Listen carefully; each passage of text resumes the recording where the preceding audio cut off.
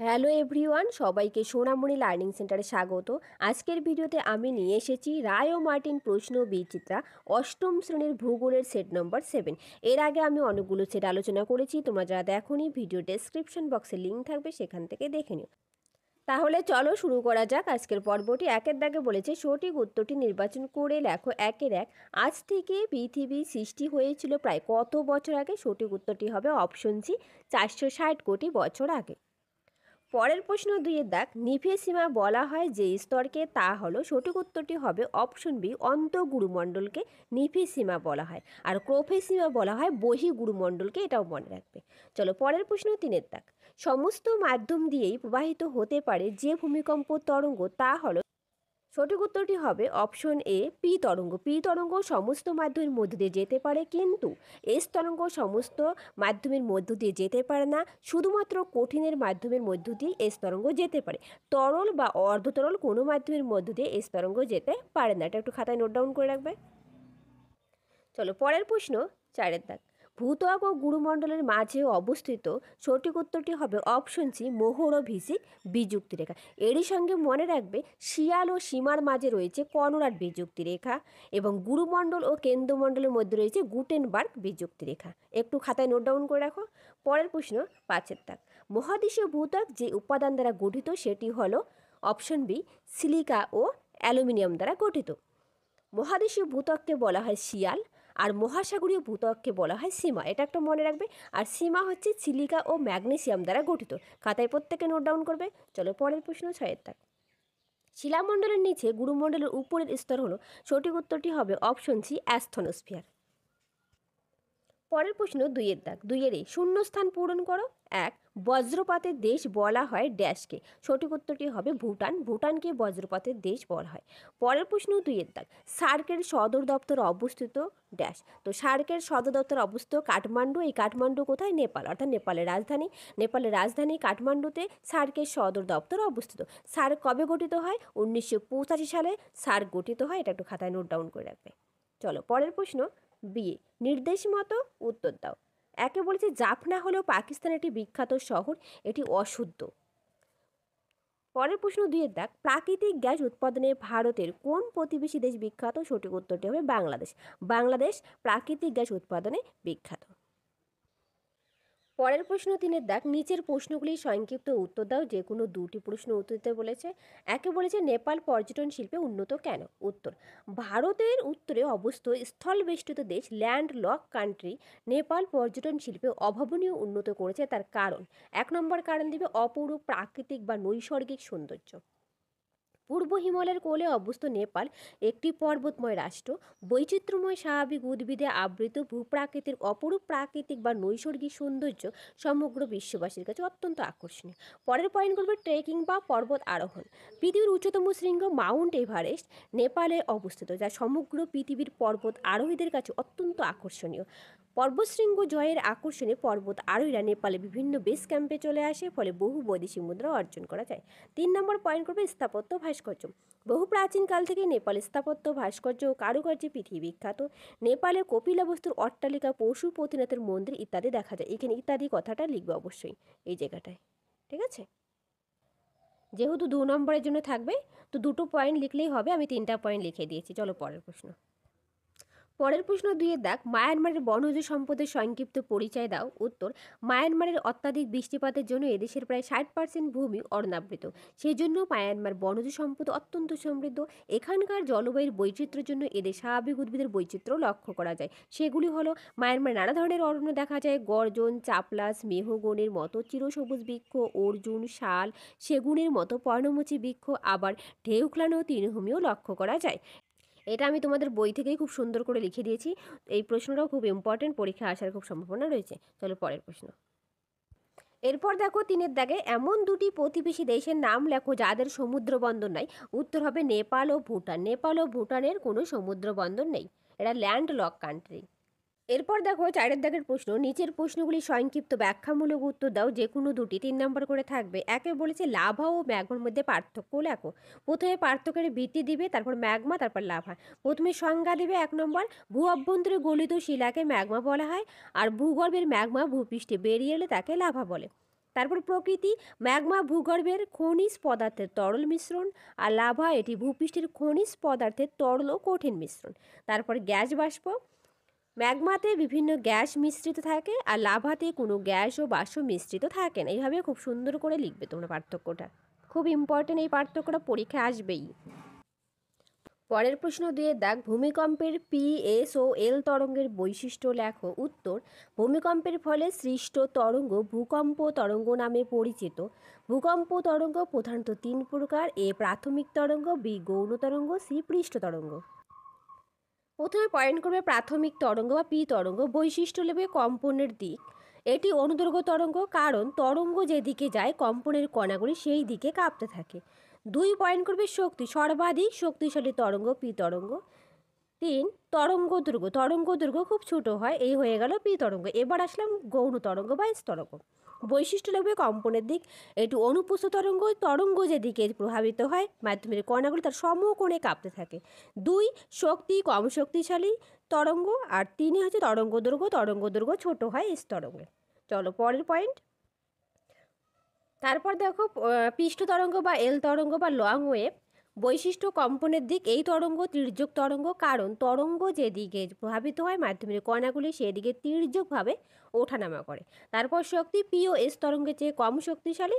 তারপর দেখো এল তরঙ্গ, তরঙ্গ দৈর্ঘ্য সবচেয়ে বড় হয়, এটা মনে রাখবে। আর একটা পয়েন্ট মনে রাখবে, এল তরঙ্গের প্রভাবে সবথেকে বেশি ধ্বংস হয়, অর্থাৎ ক্ষতিগ্রস্ত হয়।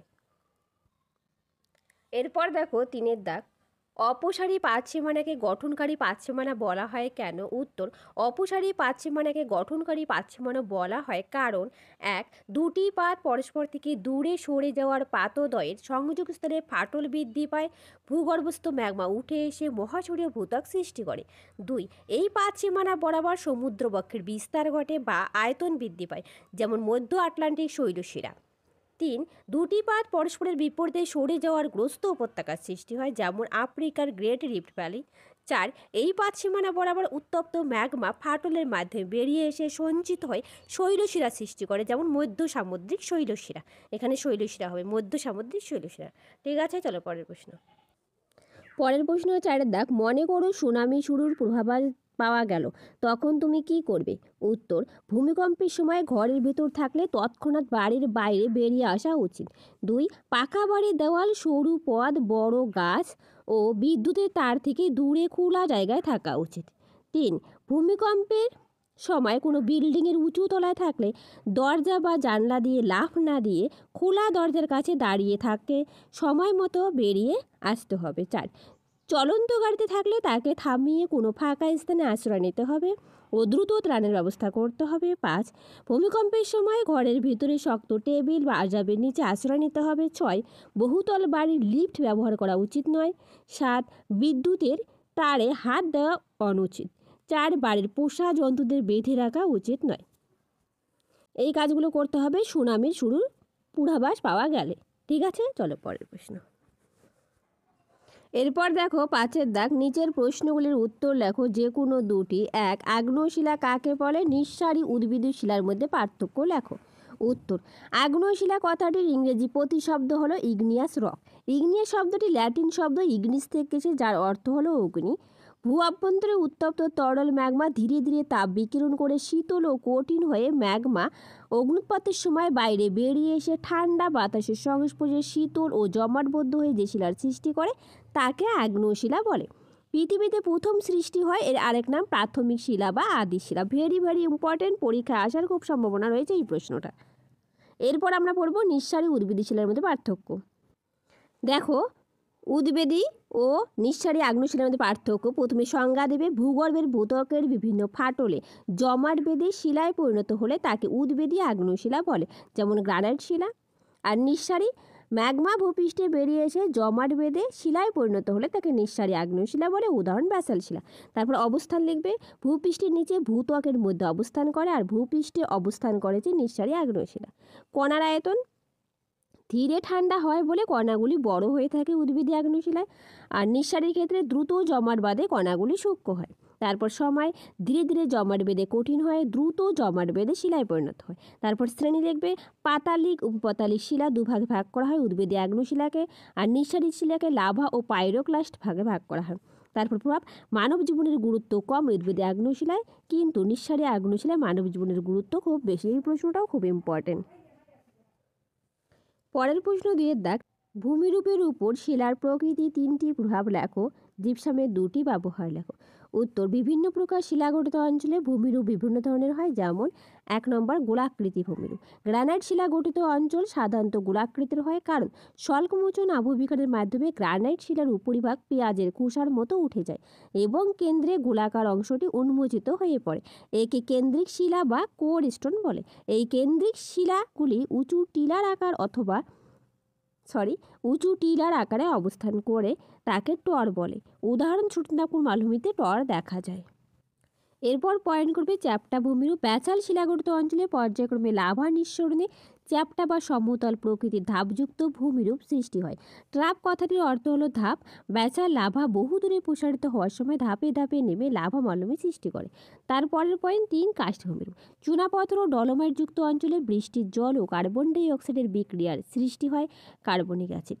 এই কার্বনিক অ্যাসিড চুনাপাথরের সঙ্গে বিক্রিয়া করে ফাটল ও ছোট বড় গর্তযুক্ত ভূমিরূপের সৃষ্টি করে। একে কাস্ট ভূমিরূপ বলে। চুনাপাথর অঞ্চলে সিঙ্কহোল, সোয়ালোহোল, ডোলাইন, ওভালা, পোলজি, স্টালাকটাইট, স্টালাগমাইট, স্তম্ভ প্রভৃতি লক্ষ্য করা যায়, অর্থাৎ বিভিন্ন ধরনের ভূমিরূপ সৃষ্টি হয়। চলো পরের পয়েন্ট। এরপর দেখো জিপসামের একটি ব্যবহার। 1, জিপসাম মাটির সংশোধন হিসাবে কাজ করে। এটি মাটির ক্যালসিয়াম সালফারের ঘাটতি পূরণ করে। 2, সিমেন্ট শিল্পে নির্মাণ কার্যে সার তৈরিতে জিপসাম ব্যবহার করা হয়। এখানে একটি হবে না, হ্যাঁ, এখানে দুটোই হবে, যে দুটো ব্যবহার বলছে, আমি দুটোই লিখিয়েছি যদিও। এর পরের প্রশ্ন 3 দাগ, জীবাশ্ম কাকে বলে, পাললিক শিলার বৈশিষ্ট্য লেখো। অতীতে ছাপ জীবাশ্ম স্তরে স্তরে জমাট বেঁধে পাললিক শিলা সৃষ্টির সময় কখনো কখনো সামুদ্রিক উদ্ভিদ বা প্রাণী তার মধ্যে চাপা পড়ে যায়। পরে পাললিক শিলার মধ্যে এই উদ্ভিদ বা প্রাণীর দেহ প্রস্তরীভূত হলে তাদের দেহাবশেষে ছাপ থেকে যায়, একে জীবাশ্ম বলে। এবার আমরা পড়ব পাললিক শিলার বৈশিষ্ট্য। দেখো, পাললিক শিলার বৈশিষ্ট্য প্রথম পয়েন্ট করবে স্তর বিন্যাস। স্তরে স্তরে পলি জমে গঠিত হয় বলে পাললিক শিলার অপর নাম স্তরীভূত শিলা। তোমাদের একটা কথা বলে রাখি, যদি তোমাদের ভিডিওটা ভালো লেগে থাকে একটা লাইক, শেয়ার অ্যান্ড কমেন্ট করবে, এবং যারা নতুন তারা প্লিজ চ্যানেলটা সাবস্ক্রাইব করে পাশে থাকবে। পরের পয়েন্ট স্তরায়ন তল। একটি স্তর আরেকটি স্তর থেকে যে তল দ্বারা আলাদা থাকে তাকে স্তরায়ন তল বলে। 3 নম্বর পয়েন্ট জীবাশ্মের উপস্থিতি। একমাত্র পাললিক শিলা স্তরের মধ্যে জীবাশ্ম থাকে। 4, কাঠিন্য। অন্যান্য শিলার তুলনায় কাঠিন্য কম, হালকা ও ভঙ্গুর। এর ক্ষয় প্রতিরোধ ক্ষমতা বিভিন্ন রকম হয়। 5, প্রবেশ্যতা। এই শিলা ছিদ্রযুক্ত হওয়ায় জল প্রবেশ করতে পারে, তাই একে প্রবেশ্য শিলা বলে। এই কয়েকটা পয়েন্ট খুব সুন্দর করে দেখবে। তাহলে আজ রইল এই পর্যন্ত, আবার দেখা হবে নতুন আরেকটা ভিডিওতে। Thank you everyone.